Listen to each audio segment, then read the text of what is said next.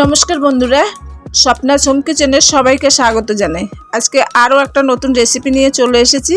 আজকে যে রেসিপিটা বানাবো সেটায় না আমি পেঁয়াজ ইউজ করব, না কোনো রসুন ইউজ করব, তাছাড়াও খুব কম মশলায় আর কম তেলে বানাবো, যেটা সময়ও কিন্তু কম লাগে, কিন্তু যতটাই সময় কম লাগে ততটাই খেতে কিন্তু সুস্বাদু হয়।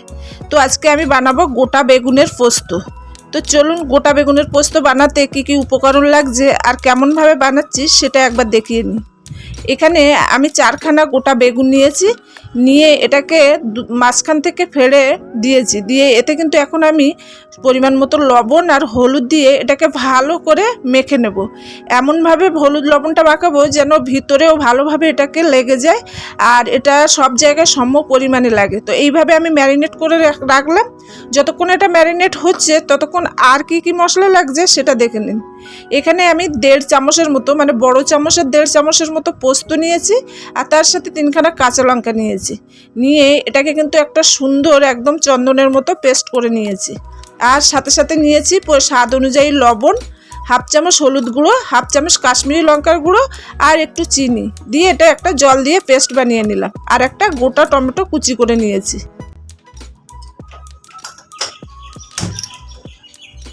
কড়াইটা বেশ ভালো রকম গরম হয়ে গেলে তার ভিতরে 1.5 টেবিল চামচের মতো সর্ষের তেল দিয়ে দিয়েছি। আর সেই সর্ষের তেলটা ভালো করে গরম হয়ে গেলে এর ভিতরে যে লবণ হলুদ মাখিয়ে বেগুনগুলো ম্যারিনেট করে রেখেছিলাম সেগুলো দিয়ে দেবো।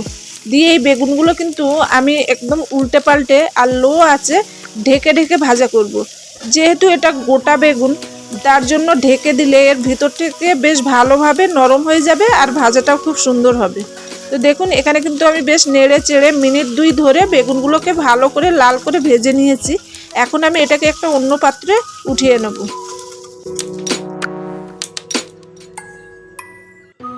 যে তেলে বেগুন ভেজেছিলাম সেই তেলের ভিতরে আরও একটু সর্ষের তেল অ্যাড করে দিলাম। টোটাল এই বড় টেবিল চামচের 1 টেবিল চামচের মতো সর্ষের তেল হলো। আর তার ভিতরে 1/2 টিস্পুনের মতো কালো জিরে দিয়ে দিলাম ফোড়ন হিসাবে। আর বেগুনটা ভাজার কারণে তেলটা কিন্তু একটু কালো হয়ে গেছে, কিন্তু ওতে কোনো অসুবিধা হবে না। আর এখানে আমি যে পেস্ট বানিয়েছিলাম লবণ হলুদ কাশ্মীরি লঙ্কার গুঁড়ো আর মিষ্টি দিয়ে, সেই পেস্টটা এই তেলের ভিতরে দিয়ে দিয়েছি। দেওয়ার পরে যে টমেটোটা কুচি করে রেখেছিলাম সেটাও দিয়ে দিলাম। দিয়ে কিন্তু এটা আমি মিনিট খানিক লো আঁচে ঢেকে ঢেকে কষিয়ে নেব। এখানে টমেটোটা কিন্তু ভালোভাবে কষেও গেছে আর সুন্দরভাবে নরম হয়ে গেছে। তো এটাকে আমি আর একটুখানি কষিয়ে নিয়ে এর ভিতরে যে পোস্তটা বেটে রেখেছিলাম কাঁচা লঙ্কা দিয়ে সেই পোস্তটা দিয়ে দেবো। আর পোস্তর বাটি ধুয়েও একটু জল দিয়ে দিলাম। দিয়ে এটাকেও কিন্তু আমি একটু হালকাভাবে কষিয়ে নেব। পোস্ত কখনো মানে বেশি সময় ধরে কষালে সেই পোস্তর কিন্তু টেস্ট থাকে না। তো আমি ওই মিনিট খানিক ধরে একটুখানি নেড়ে চেড়ে কষিয়ে নিয়েছি। আর ওপর থেকে বেশ তেল বেরিয়ে আসলে তারপরে যে বেগুনগুলো ভাজা করে উঠিয়ে রেখেছিলাম সেগুলোকে দিয়ে দিলাম। এটাকেও একটুখানি নেড়ে চেড়ে নেব।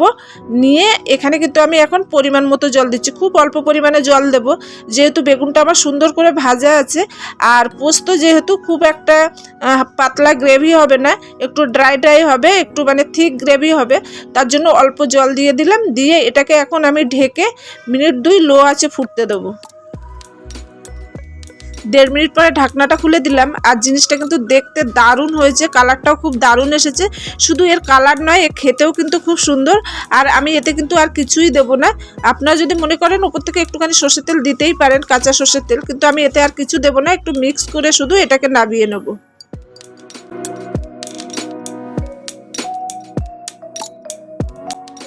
আমার গোটা বেগুনের পোস্ত একদম রেডি। তবে এটা যে শুধু গোটা বেগুন দিয়েই করতে হবে এমন কিন্তু নয়, এটা বড় বেগুন ফালি করে কিন্তু এটাকে করা যায় ঠিক সেম পদ্ধতিতে।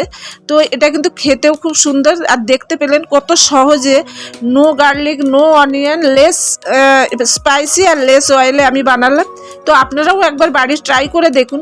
আর যদি এই রেসিপিটা আপনাদের ভালো লেগে থাকে তাহলে তো অবশ্যই আমার চ্যানেলটা সাবস্ক্রাইব করবেন, লাইক করবেন, শেয়ার করবেন। আর আপনাদের যদি কোনো মূল্যবান মন্তব্য থাকে সেটা কমেন্টে লিখে জানাবেন। তবে আজকের মতো এখানেই রাখছি। আবার একটা নতুন রেসিপি নিয়ে আপনাদের সাথে দেখা করব।